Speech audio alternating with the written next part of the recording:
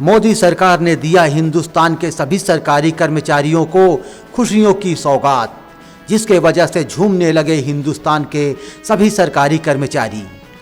जी हां, केंद्र सरकार ने 8वें वेतन आयोग के गठन को मंजूरी दे दी है। केंद्रीय मंत्री अश्विनी वैष्णव ने 16 जनवरी 2025 को इसकी घोषणा की, जिसको सुनते ही हिंदुस्तान के सभी सरकारी कर्मचारी खुश हैं।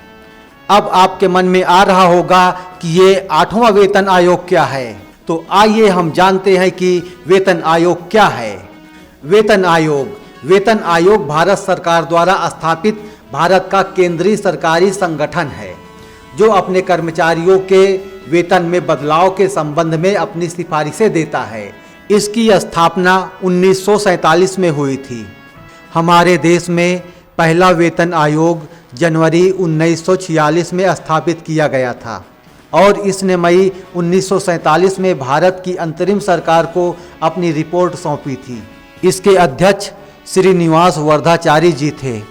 दूसरा वेतन आयोग अगस्त 1957 में स्थापित किया गया था, आज़ादी के 10 साल बाद, और इसने 2 साल बाद अपनी रिपोर्ट दी थी। दूसरे वेतन आयोग का वित्तीय प्रभाव लगभग 40 करोड़ था। दूसरे वेतन आयोग के अध्यक्ष जगन्नाथ दास थे। तीसरा वेतन आयोग अप्रैल 1970 में गठित किया गया, जो मार्च 1973 में अपनी रिपोर्ट दी। चौथा वेतन आयोग जून 1983 में गठित हुआ। इसकी रिपोर्ट 4 वर्षों के भीतर 3 चरणों में दी गई और सरकार का वित्तीय भार 1282 करोड़ था। चौथे वेतन आयोग के अध्यक्ष पीएन सिंघल थे। 5वें वेतन आयोग की अधिसूचना 9 अप्रैल 1994 को जारी की गई थी, लेकिन 2 मई 1994 को सदस्य सचिव द्वारा कार्यभार संभालने के साथ ही इसने काम करना शुरू कर दिया। 5वें वेतन आयोग के अध्यक्ष न्यायमूर्ति एस रत्नावेल पांडियन थे। छठा वेतन आयोग, मंत्रिमंडल ने छठे वेतन आयोग के गठन को जुलाई 2006 में मंजूरी दी थी।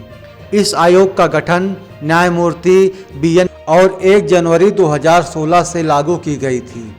7वें वेतन आयोग के अध्यक्ष जस्टिस ए.के. माथुर थे। 8वां वेतन आयोग 16 जनवरी 2025 को केंद्रीय मंत्री अश्विनी वैष्णव ने घोषणा की कि वे 8वें वेतन आयोग के गठन को मंजूरी दे दी गई है। अब आप लोग समझ गए होंगे कि ये वेतन आयोग क्या है।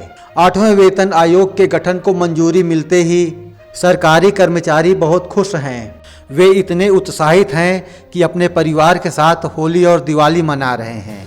वहीं 8वें वेतन आयोग को भी सरकार ने 2026 तक अपनी रिपोर्ट पेश करने को कहा है।